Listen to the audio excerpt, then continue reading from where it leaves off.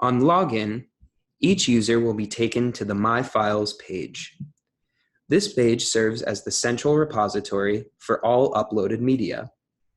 All your files will wind up here, regardless of how you decide to upload your content, and we'll cover the various methods later in this video. On the left side of the screen, you have a number of filters that will be automatically created based on the type of services requested, job status, and linked account uploads.